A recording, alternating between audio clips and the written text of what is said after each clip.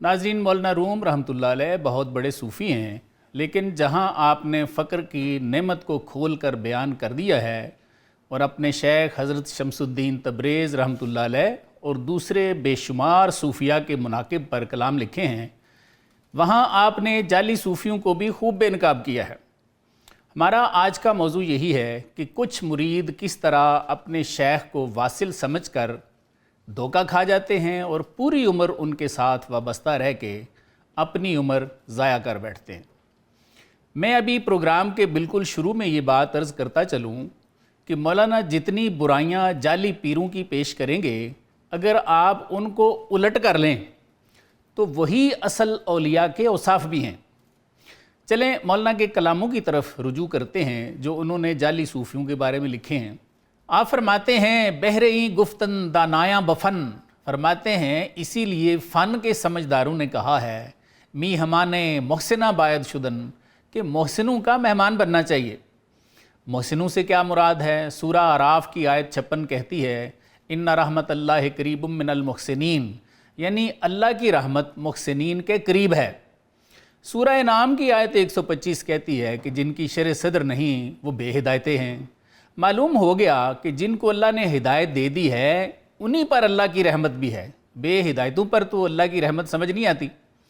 اس لیے محسنین سے مراد اولیاء ہی ہیں، اور مولانا روم نے بھی اس سے مراد اولیاء ہی لیا ہے۔ یہی لوگ صاحب بصیرت ہیں، یہی لوگ صادقین ہیں، اور انہی کے ساتھ لگنے کا قرآن میں حکم ہے۔ لیکن بدقسمتی سے بہت سارے لوگ یہ روپ ہر دور میں دھار لیتے ہیں۔ لوگوں نے نبوت کے بھی دعوے کیے ہیں، اسی طرح بے شمار لوگ ولی بھی بن کے بیٹھے ہوئے ہیں۔ لیکن مولانا خبردار کرتے ہیں اور فرماتے ہیں کہ تو مریدو میں ہمانے آں کسے، فرماتے ہیں بھائی تجھے پتہ ہے کہ تو ایسے شخص کا مہمان اور مرید بن گیا ہے کہ او ستاند حاصلترا از خسے، جو تیری کمائی کو اپنے کمینے پن سے تجھ سے چھین رہا ہے۔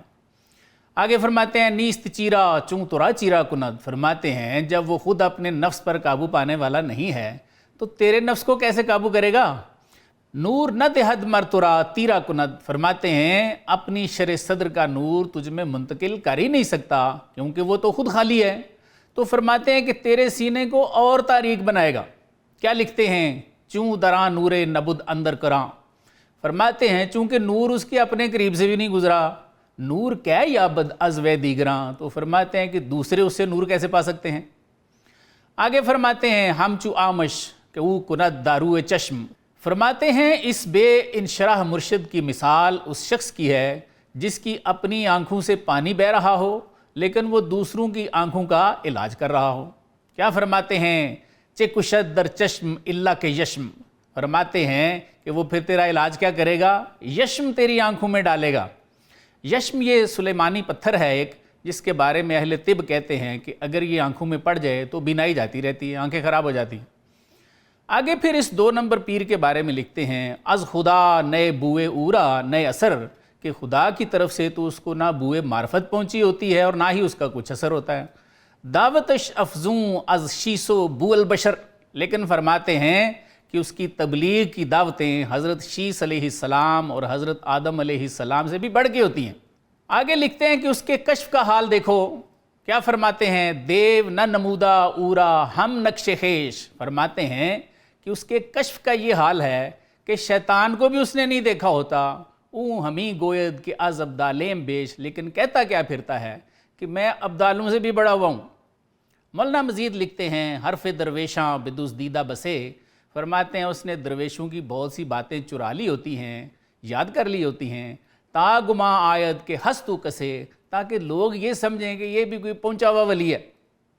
آگے کیا فرماتے ہیں؟ خوردہ گیرد در سخن بربا یزید، فرماتے ہیں کہ باتوں میں حضرت بایزید بستامی رحمۃ اللہ علیہ کی عیب جوئی کرتا ہے، ننگ دارد از درون او یزید، لیکن فرماتے ہیں کہ اس کے باطن سے یزید کو بھی شرم آتی ہے، اس سے بھی زیادہ پلید ہے۔ بے نوا از نان و خانے آسماں، آگے فرماتے ہیں کہ آسمان کے نان اور دسترخوان سے وہ بے سر و سامان ہوتا ہے۔ پیش او نہ انداخت حق یک استہاں، فرماتے ہیں اللہ تعالیٰ نے اس کے سامنے ایک ہڈی بھی نہیں ڈالی ہوتی۔ مزید لکھتے ہیں او ندا کردہ کہ خان بے نہادہ ہم، فرماتے ہیں کیا منادی کی ہوتی ہے اس نے کہ میں نے دسترخوان بچھا دیا ہے، نائب حکم خلیفہ زادام، اور کیا کہتا پھرتا ہے کہ میں اللہ کا نائب ہوں، خلیفہ زادہ ہوں۔ مزید مولانا لکھتے ہیں الصلاۃ سادہ دلانے پیچ پیچ، فرماتے ہیں اے پیچ در پیچ بے وقوفو صلاح عام ہے، تا خورید از خانے جودم ہیچ ہیچ، فرماتے ہیں آؤ میری عطا کے دسترخوان سے کھاؤ یا کسی مجھ جیسے کی عطا کے دسترخوان سے کھاؤ۔ مزید کیا فرماتے ہیں سالہا بروادہ فردہ کساں، فرماتے ہیں کہ کل کے وعدے پر سال ہا سال سے لوگ گردیاں در گشتہ فردہ نارساں اس کے دروازے کے چکر لگاتے رہتے ہیں لیکن اس کا کل ہی نہیں آتا۔ آگے مولانا مزید فرماتے ہیں دیر یابد تاکہ سر آدمی، فرماتے ہیں بہت وقت لگتا ہے بھائی تاکہ بندے کا بھید آشکارا کردد از بیش و کمی اور بیشی میں واضح ہو، یعنی فرمانا یہ چاہ رہے ہیں کہ انسان کی اچھائی یا برائی واضح ہونے میں وقت لگتا ہے۔ آگے کیا فرماتے ہیں زیر دیوار بدن گنجیست یا کہ جسم کی دیوار کے نیچے خزانہ ہے یا خانہ مورست و مارو اژدہا چیونٹیوں کا گھر ہے، سانپ ہیں یا اژدہے ہیں۔ آگے فرماتے ہیں چونکہ پیدا گشت کے او چیز نبود، فرماتے ہیں جب پتہ چلتا ہے کہ وہ تو کچھ بھی نہیں تھا، عمر طالب رفتہ و آگاہی چسود، فرماتے ہیں اب تک مرید کی عمر بھی گزر جاتی ہے اور اب یہ معلوم ہونے سے کیا فائدہ کہ یہ بندہ تو بالکل فارغ تھا، اس کے پاس کچھ بھی نہیں تھا۔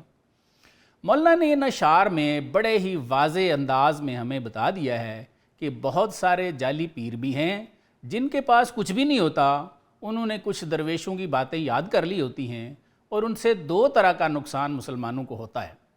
ایک تو مولانا فرماتے ہیں کہ وہ آپ کی کمائی اپنے کمینے پن سے آپ سے چھین لیتے ہیں، اور دوسرا فرماتے ہیں کہ اللہ نے ان کو نور باطن سے تو نوازا ہی نہیں ہوتا، اس لیے بہت سارے لوگوں کی ساری عمر ضائع ہو جاتی ہے اور ان کو یہ پتہ ہی نہیں چلتا کہ یہ 2 نمبر بندہ تھا۔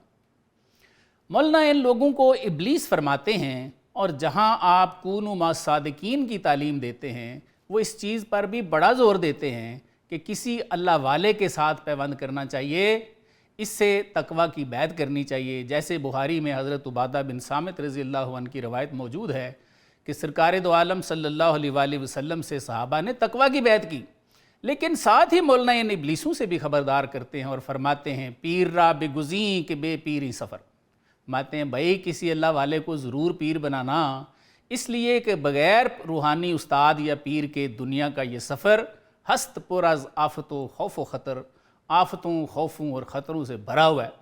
لیکن ساتھ ہی پھر خبردار بھی کرتے ہیں اے بسا ابلیس کے آدم روئے ہست، فرماتے ہیں خبردار بے شمار ابلیس بھی آدم کی صورت میں پھر رہے ہیں، پس بہر دستے نہ باید داد دست، اس لیے فرماتے ہیں کہ فوراً ہر بندے کے ہاتھ میں ہاتھ نہیں دے دینا چاہیے، فوراً اس کی بیعت نہیں کر لینی چاہیے، بلکہ اچھی طرح اس کی پہچان کرنی چاہیے